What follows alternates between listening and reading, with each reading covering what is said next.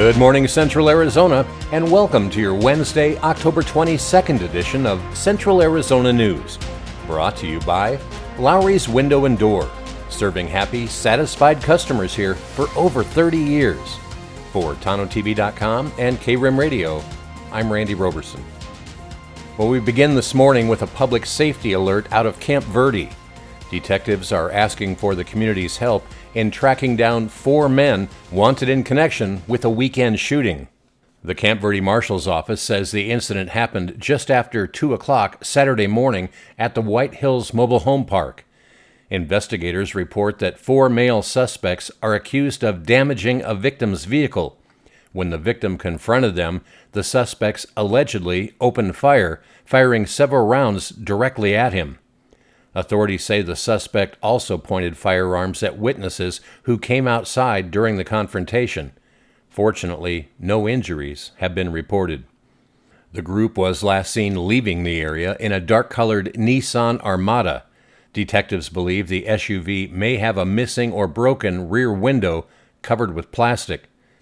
Anyone with information about the suspects or their vehicle is urged to call the Camp Verde Marshal's Office at 928-554-8300 or provide an anonymous tip through the Yavapai Silent Witness at 1-800-932-3232. Investigators stress that your tip could be the key to helping them identify and arrest those responsible.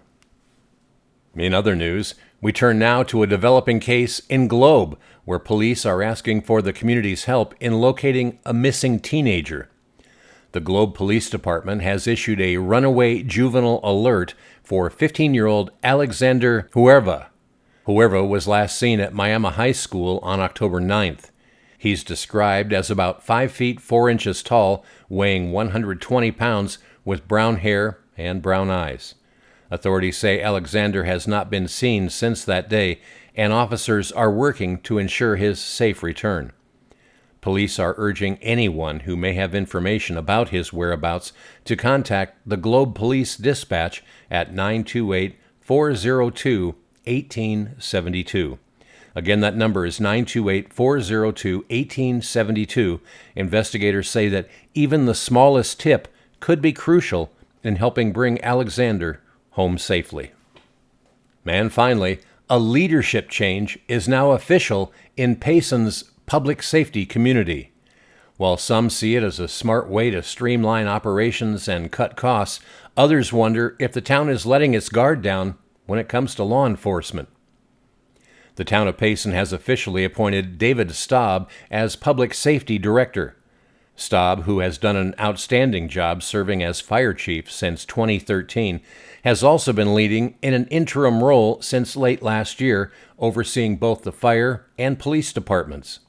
Town leaders say the decision reflects his proven professionalism and dedication, praising his ability to unify departments while reducing administrative overlap. Supporters believe combining leadership under a single director will save taxpayer dollars without sacrificing service. But some residents worry the move may put too much responsibility on one person, and that folding police and fire oversight into a single office could weaken the focus on law enforcement at a time when rural Arizona towns face growing challenges. In a statement, Chief Staub said it is, quote, the honor of a lifetime to continue serving the community and pledge to work alongside police and fire personnel to strengthen the safety and unity of Payson. As Staub officially steps into the role full-time, the town hopes to strike a balance between efficiency and public safety. But opinions remain split on whether this cost-saving approach will stand the test of time. Well, spotty showers today, a cool down tomorrow, and then a warm but breezy weekend ahead. I'll have your full Tonto-TV forecast coming up next. I'm Garrett Goldman, and this year my wife and I decided to remodel our home. The home was built as a period-specific home modeled after an 1800s farmhouse and had single-pane windows which were very inefficient.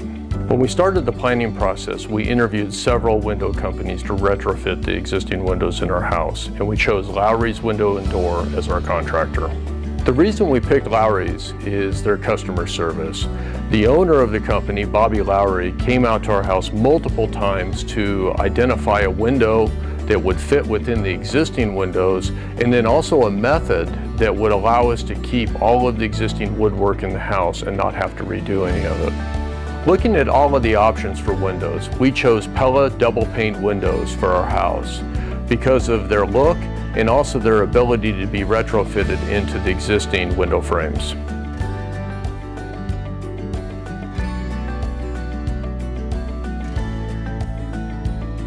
Since completion of the project, we absolutely love our new dual pane Pella windows.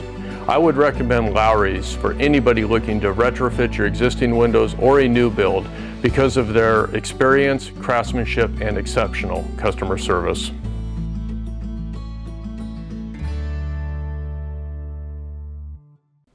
Oh, welcome back. Taking a look now at Central Arizona weather. We're tracking a weak weather system moving through Arizona today, bringing a few clouds, some light showers, and even a slight chance of thunder before a stretch of quiet, seasonal weather returns to the state. A cutoff low is sliding across the region this morning, pulling in just enough mid and upper level moisture to generate scattered high clouds and a few spotty showers. Most of what's falling is high-based and evaporates before it hits the ground, but a few sprinkles and very light rainfall have been reported, with the best chances today across the higher terrain of central and northern Arizona. The National Weather Service says measurable rain chances are slim, less than 10% across much of the deserts and 10 to 15% across much of the high country. A rumble of thunder or a brief gusty wind can't be ruled out, but impacts are expected to remain very limited. By later this afternoon, drier air filters in, skies turn mostly sunny in the Phoenix metro area, and highs will climb to near 90 across the lower deserts. Northern Arizona will see cooler conditions, with Flagstaff topping out in the 60s.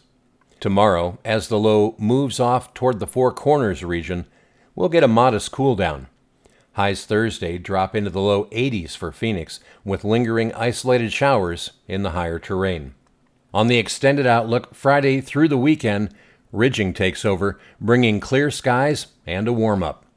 Expect highs between 85 and 90 in the deserts on Friday and Saturday. That's a few degrees above normal. By Sunday, breezy west winds develop, especially in northern Arizona, as another Pacific trough brushes the northwest. Temperatures dip slightly back to seasonal norms Sunday and Monday. Looking ahead to next week, ensemble forecasts show another ridge building, which could nudge desert highs back towards the 90-degree mark by midweek. So, after today's brief brush with light showers, it's back to dry skies, sunshine, and typical late October warmth for central and northern Arizona. Meanwhile, highs across our region today will be in the mid-70s to mid-80s, with lows in the 40s and 50s. Payson will top out at 75 with a low of 48. Prescott will also top out at 75, but their forecast for a low of 46. Sedona a little warmer at 79, dipping to 52 tonight. Globe climbs to 82 for a high today with a mild low of 55. And here in Tonto Basin, we have a forecast high of 85 and a low tonight of 57. And all the communities in our forecast region have just a 20% chance for a few isolated showers today. Sunrise this morning was at 6:36. It'll set this evening at 5:42. And that's your Central Arizona news for this Wednesday, brought to you by Lowry's Window and Door. For Tonto-TV.com and KRIM Radio, I'm Randy Roberson. Make it a great day.